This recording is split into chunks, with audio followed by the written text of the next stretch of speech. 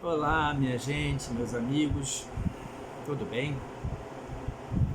Eu estou gravando esse vídeo agora de noite, né? Deve estar aí batendo umas 20 horas. Hoje é dia 23 de março de 2026. Muitas coisas aconteceram na minha vida. E como eu tenho umas coisas que eu pretendo fazer daqui pra frente, eu senti vontade, senti no coração de gravar esse vídeo como um abre-alas de tudo que eu vou falar e vou fazer daqui para frente, tá? Então, me escutem até o final, peço, escutem até o final, sem julgamentos, tá? Não julguem nada, guardem. E mais para frente vocês vão entender, se não entender hoje mesmo. Há 30 e poucos anos atrás, mais de 30 e poucos anos atrás, 40 anos atrás, eu era espírita e eu era espírita bandista, até que eu resolvi, o santo que dizia ser o meu pai, né? Ele pediu que eu fizesse ele no candomblé, eu raspasse ele. E na época eu fiquei sem entender porque que ele pediu aquilo. Estava tão bem na Umbanda, né? Achava que estava. Então eu falei pra ele, olha, se é o que tu queres, então me leva uma pessoa, porque eu não vou procurar. E dito e feito, meus amados, ele fez isso. Poucos dias depois eu conheci um homem, pai de santo, Babalorixá.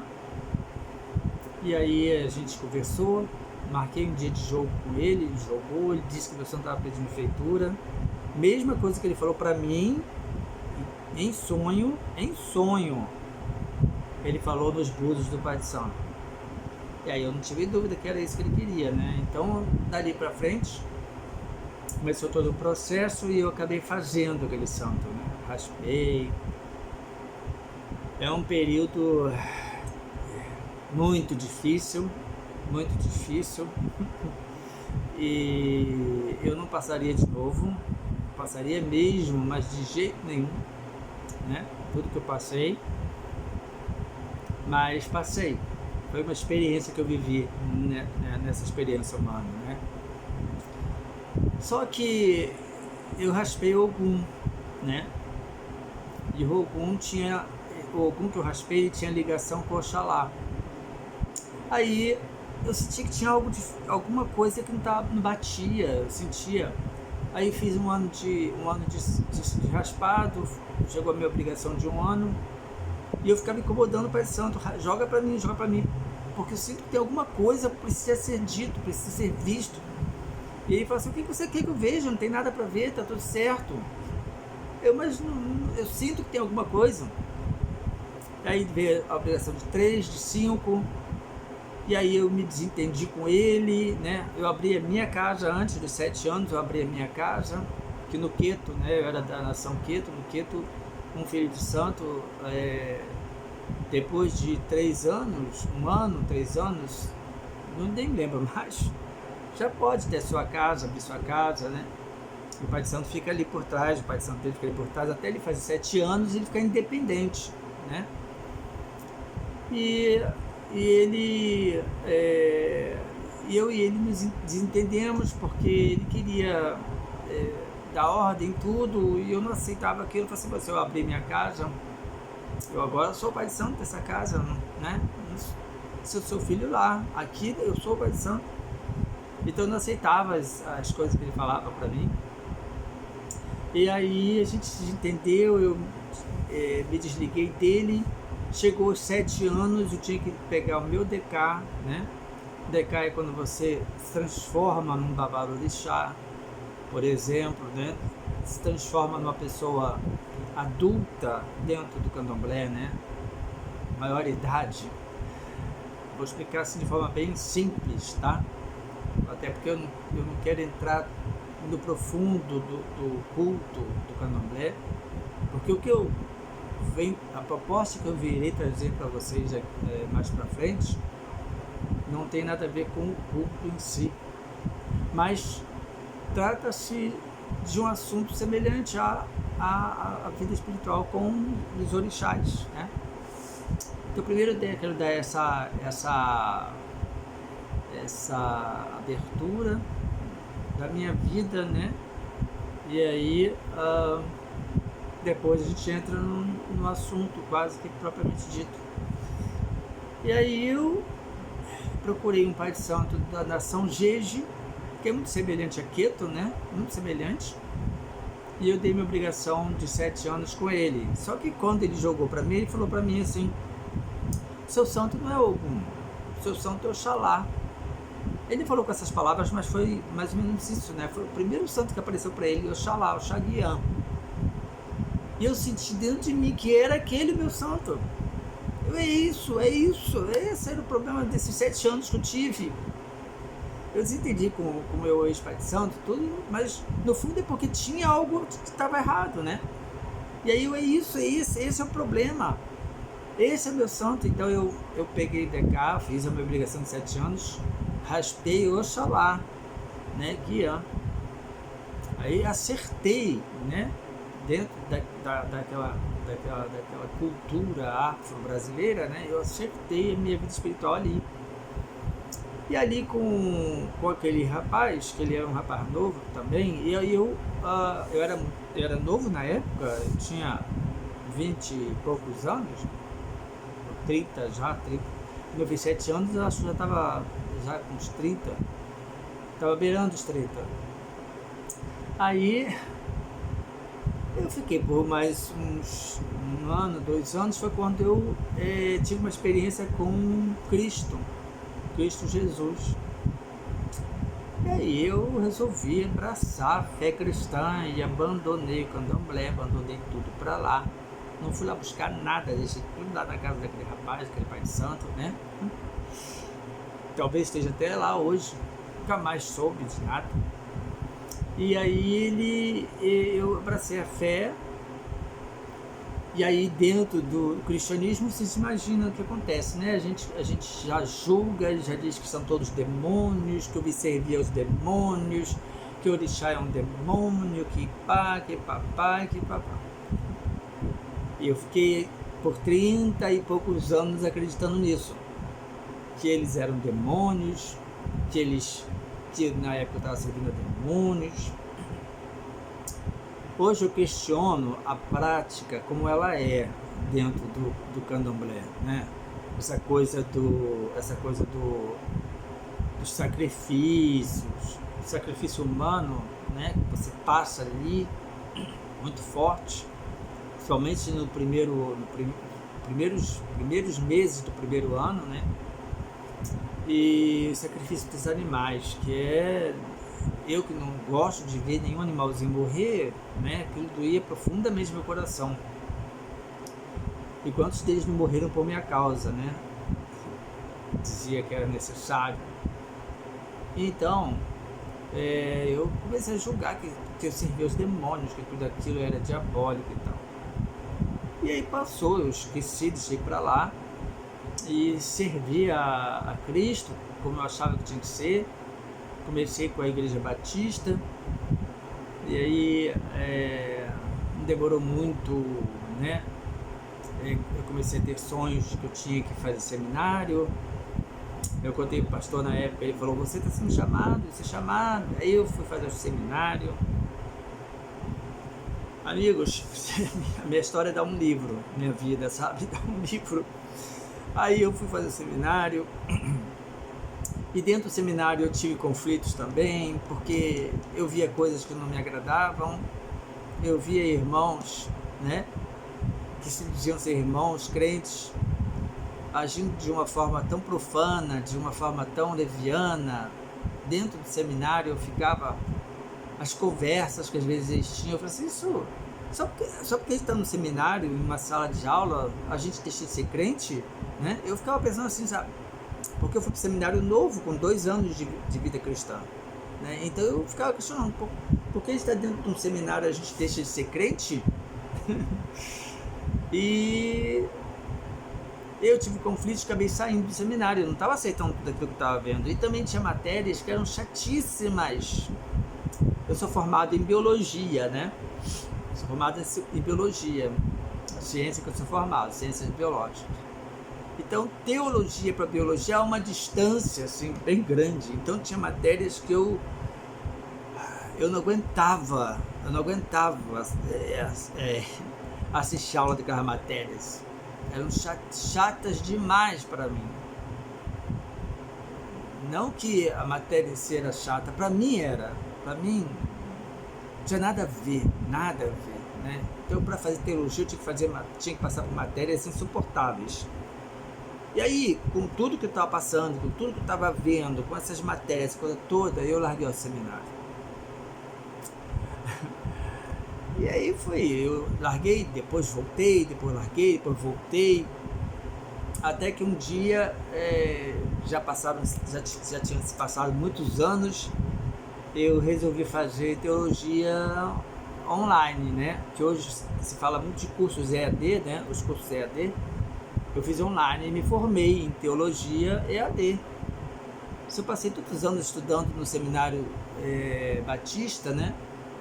Só não me formei. Então o que eu vou fazer aqui é praticamente complementar e pegar o diploma. Mas como eu sou solteiro até hoje, eu era solteiro na época, os pastores não me permitiam pastorear, né? Eu nem cheguei a ser pastor de verdade. Eu fui nomeado pastor, a faculdade me nomeou pastor. Eu achei até engraçado a faculdade nomear, mas ela me nomeou, me deu uma carteira e tudo para eu ser ministro. Mas os pastores não permitiam que eu pastoreasse por ser solteiro. Esse era o grande problema. E aí, meus amados, fui tendo problemas, e mais problemas, e mais problemas. Até que um dia Deus começou a falar comigo para eu ir para Portugal, né? Portugal? Mas o que em Portugal? E eu fui para Portugal. Ele estava mandando, eu era muito obediente, se eu ouvisse alguma coisa eu obedecia, né? Eu fui para Portugal. Deu tudo certo. Dinheiro surgiu, o passaporte saiu rapidinho. Lá onde a gente faz a papelada, né, no consulado, deu tudo certo. Aí eu recebi a autorização para ir para Portugal, uma autorização que me dava 3 meses. Nesses 3 meses lá, no órgão deles lá, eu ia pegar uma outra autorização, já com uma carteirinha por 1 ano, depois renovava. Aí eu fui para Portugal, e lá chegando eu procurei uma igreja lá, né? Para mim, a gente não podia ficar sem igreja, então eu procurei uma Assembleia de Deus lá, porque nesse momento eu já era assembleano, né? E aí eu comecei a servir a Cristo nessa Assembleia de Deus de Portugal. Fiz muita amizade com o pastor da igreja, ele ficou meu amigo mesmo, até quando eu voltei de Portugal, ele era muito meu amigo. Sem me conhecer, quando eu cheguei lá, ele me botava dentro do carro dele, me levava para um lugar para o outro, para eu adiantar documentos, essas coisas todas, para eu alugar o meu apartamento. Ele que me ajudou, ele foi comigo na imobiliária, e enfim, né, usou da experiência dele, do conhecimento dele. Eu acabei em 1 mês, né, eu brasileiro em Portugal, consegui em 1 mês um apartamento para morar, aluguei, e eu amei aquele apartamento, era muito gostoso, um lugar bem gostoso também. Mas nesse meio termo eu não tive problema nessa igreja, eu não tive problema, não com esse pastor, mas os pastores presidentes parece que não gostavam de mim, né? Então quando esse pastor ele falava, me dava alguma coisa para eu fazer, ele depois falava para mim que o pastor presidente não gostava, não queria que me desse nada. Eu falei assim, mas por quê? Qual o motivo que eles têm de não querer, né? Assim, gratuitamente. E aquilo foi me deixando triste, né? Até que um dia Javé, né? Yahvé, né? O Deus da Bíblia, né? Ele falou para mim, você vai vestir roupas de Israel. Você vai vestir roupas de Israel. Não, ele falou para mim assim, não. Ele falou, você guarde o sábado. Guarde o sábado. E me deu um sonho. No sonho ele falava para mim, você vai vestir roupas de Israel. Olha, eu assembleando, vestindo roupas de Israel, guardando sábado. Eu fiquei, mas pai, como assim? Eu sou um cristão assembleando, como é que eu vou guardar sábado? Isso vai me trazer problemas. E trouxe mesmo, né? A igreja não aceitava eu guardar sábado, a igreja às vezes faz coisas no sábado, né? E aí eu comecei a guardar o sábado, um belo dia eu resolvi guardar o sábado. Falei, tá mandando tanto que eu vou obedecer a ele, não vou obedecer a pastor. E aí eu comecei a guardar o sábado, mesmo o pastor não gostando. Aí veio a pandemia, eu tive que vir embora para o Brasil, né? Na pandemia não deu para ficar lá, o dólar disparou, meu dinheiro ficou curtíssimo, eu tive que voltar para o Brasil. E aqui no Brasil eu não consegui, eu me associei a umas igrejas no lugar onde eu morei, mas não dava certo também, pessoal assim, muita meninice dentro da igreja. Vocês já ouviram falar em meninice? Sabe, irmãos que eram meninos na fé, até assim, o pastor da igreja parecia ser um menino da fé, e aquilo não dava, tudo que eu falava, dava a impressão para eles que eu queria ser mais que todo mundo, que eu queria ser melhor que todo mundo. Eles começaram a encrencar comigo, começaram a ter ciúmes de mim. Gente, eu estou só trazendo conhecimento meu para vocês, até que eu acabei saindo de lá porque eles não me aceitavam. Não aceitavam o meu conhecimento, não aceitavam a minha experiência de fé cristã. E aí passou, né? O tempo foi passando, eu fiquei ouvindo mais ainda a Yahvé falar para mim que eu devia me integrar mais à fé judaico-cristã, mas até que eu comecei a buscar na internet e encontrei os Netzarim, né? Quer dizer, os primeiros ramos. Os Netzarim, eles têm uma fé judaica com fé cristã, é uma coisa cruzada, né? E eu achei ótimo aquilo, eu comecei a me envolver com eles. Aí eu me associei a um primeiro professor, que era uma grossura em pessoa, e eu saí dele, que não deu certo, logo no início não deu certo, ele era muito grosseirão. E aí fui para um outro que era completamente o avesso, o contrário, um amor de pessoa. Mas aí eu comecei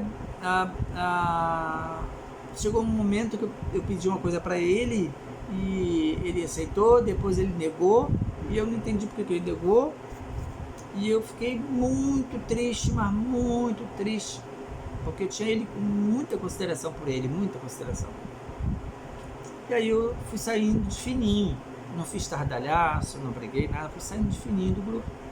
E aí eu fiquei sem nada, nem igreja e nem grupo judaico, e para voltar para a igreja para mim já não dava mais, porque eu achava que a igreja já era coisa mais do passado, né? Uma vez que eu estava abraçando uma fé judaica, para mim era uma coisa mais evoluída, era como se estivesse regressando, né? E aí eu comecei por mim mesmo estudar em casa, comecei a buscar, aí foi quando eu comecei a buscar a Kabbalah judaica, comecei a aprender muita coisa na Kabbalah judaica, fui aprendendo, até que um dia eu me vi desperto. A Kabbalah, ela conseguiu abrir a minha consciência, mas abriu a minha consciência, sim, irmãos, amigos, né?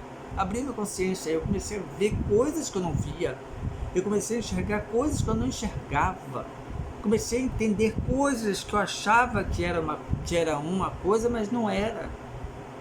Comecei a ver a realidade de muita coisa que está na Bíblia que não é. Muita coisa falsa que está escrito, muita coisa eu fui descobrindo, muita coisa. E aí, isso me despertou a consciência. No despertar da consciência, eu comecei a ouvir pessoas ligadas ao despertar da consciência. E esse despertar da consciência foi abrindo mais a minha consciência, até que eu conheci um grupo chamado de educação consciencial, que é massa, é maravilhoso, um grupo maravilhoso, né? Em que, vamos chamar assim de líder, ele não se titula de nada, mas vamos dizer que ele é o que está à frente dos trabalhos, é o Lian Erelin, né? Eu já falei dele algumas vezes.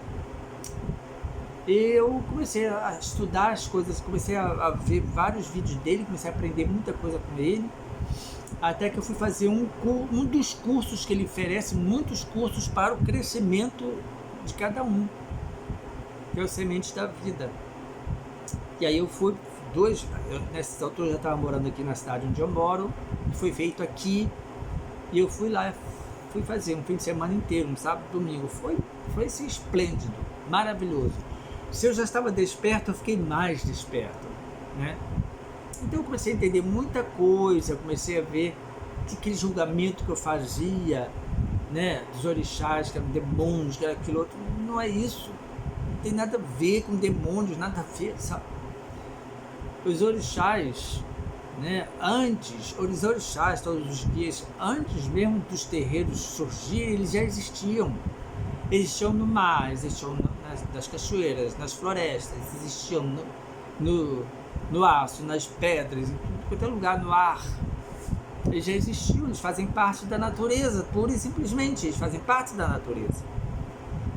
E aí, os africanos, lá na África, né, os africanos, eles começaram a cultuá-los, né, e daquela forma bem rudimentar, um candomblé bem rudimentar, né, que na África é uma coisa assim, bem rudimentar, né, e aí envolveu sacrifício, um monte de coisa, entrou ao lado negro da coisa, para mim é isso, sabe, o lado negro. Na educação consciencial eu aprendi, principalmente no Sementes da Vida, que esses seres não têm que ser aprisionados em lugar nenhum. Eles não têm que ser aprisionados, eles não precisam ser aprisionados, eles são livres. Eles têm que ser mantidos livres. Eles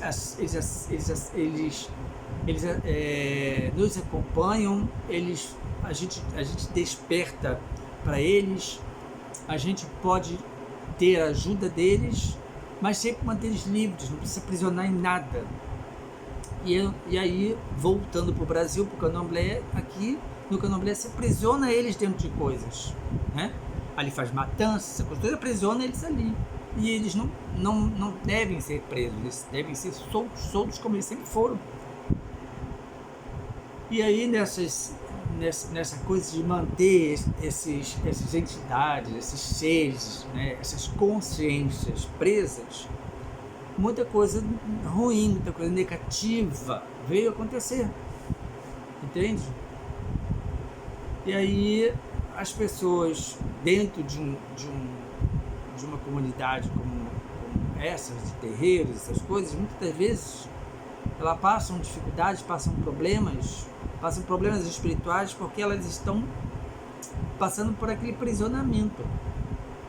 Ao meu ver hoje, toda a bagagem de conhecimento que eu tenho, isso não é necessário. Isso já é uma coisa arcaica. No dia de hoje, matar animal é uma coisa arcaica. Se eu tivesse que abrir um terreiro, eu não abriria. Uma, porque eu não ia ter nada lá. Não ia ter nada. Só ia ter só um salão para fazer o folclore. Os cânticos, as danças, que eu acho muito bonito, que eu gosto, né? Mas só isso. Ia ter aquele momento de meditação, meditar, pensar neles, meditar, trazer eles até nós consciencialmente. E aí, hoje eu estou muito desperto, sei que o orixá que eu cultuava, né, ele é o meu guia protetor. Acredito que pessoas que vão ouvir isso aqui vão cair em cima de mim, né? Mas é isso, esse orixá, o Orixá Guiã, ele é meu guia protetor, ele é meu guardião, ele é um ser que está disposto a me ajudar, que sempre me acompanhou. Provavelmente quando eu nasci ele já veio, já foi entregue a mim para me acompanhar, como se fosse um anjo de guarda. Quando eu cresci eu descobri ele, né? Só que aí eu segui por um caminho que não é o certo, o ideal. Mas hoje, com a consciência desperta, eu estou trazendo ele de volta. Posso dizer que eu já trouxe. E agora eu não cultuo o Orixá Guiã. Eu não o chamo de pai. Não cultuo ele. Ele não é meu pai. Mas ele é...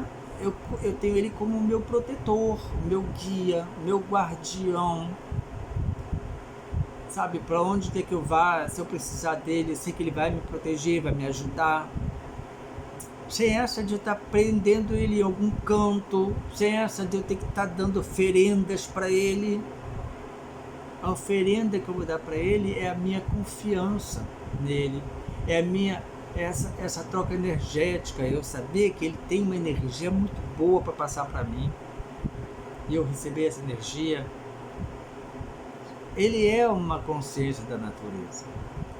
Então, baseado nisso tudo, hoje, com essa consciência que eu tenho sobre o Xavier, eu vou fazer aqui no YouTube 3 dias de live. 3 dias, meus amigos, 3 dias de live. Porque eu quero agora trazer isso para todas as pessoas que desejarem. Todas as pessoas que desejarem se aproximar dos seus orixás, sem precisar de aterreiros, poderão fazer. Isso tudo eu vou explicar nas lives, tá bom? Então assim, eu ainda não marquei o dia, eu estou abrindo isso aqui como uma...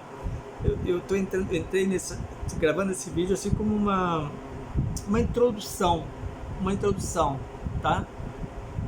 E quero que vocês não me julguem, se você é cristão, não me julgue, não venha aqui dizer, você agora entrou, você virou... Gente, eu não sou espírita, eu não virei espírita, eu não voltei para o espiritismo, eu não voltei para o candomblé, nada disso. Eu simplesmente entendi que o Xavier, ele é mais que um orixá, ele é um guardião da pessoa com quem ele está junto. Ele é um protetor. Todos nós temos um protetor, todos nós temos um guardião, pelo menos um, às vezes mais de um. No candomblé, eu era filho, né, de Oxaguian com Oxum. E eu não estou trazendo Oxum, sabe? Apesar de ela ser um ser da natureza. Mas eu não estou trazendo ela. É só Guian, é só Oxalá, só Oxalá. Oxalá, ele é o meu mentor espiritual, ele é o meu protetor espiritual. Daqui para frente eu vou seguir, né? Seguir meu caminho, sempre mentalizando ele, sempre trazendo ele à minha mente, né? Fazendo as minhas meditações, buscando na natureza, mas sem oferendas, sem nada dessas coisas. É tudo mental, vai ser tudo mental, troca energética, tudo mental. E tudo que eu sei dá para eu poder passar para vocês de uma forma muito legal mesmo, eu vou fazer. Mas tudo isso eu vou explicar com riqueza de detalhe em 3 lives que eu vou fazer em 3 dias seguidos.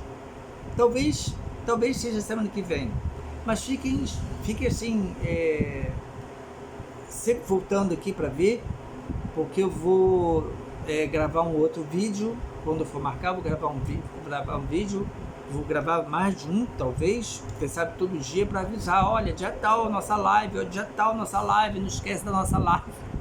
Vai ser extremamente importante. E eu sei que eu tenho muita coisa boa para trazer para vocês. Tenho muita coisa boa mesmo. E eu tenho certeza que o que eu tenho para entregar para vocês vai ser bom para mim, né? Porque o que eu tenho, eu não quero que seja só para mim, a gente não tem que ser egoísta, né? O que eu tenho eu quero passar para as pessoas. E de um babalorixá para o terreiro, de um terreiro, né? Sem contar todos esses anos aí que eu passei fora afastado de Guian, afastado de Oxalá, né? Mas assim, meu retorno com ele, não ele como esse orixá do candomblé, mas ele como um guia protetor, porque ele sempre esteve comigo, ele sempre foi ligado a mim, e eu não sabia, agora eu sei. Eu sei, e cada um de vocês tem o seu, e vocês precisam, eu quero que vocês descubram isso e vocês sejam felizes com eles. Mas como se fazer isso? Eu vou explicar nas lives. Como fazer? Como me aproximar?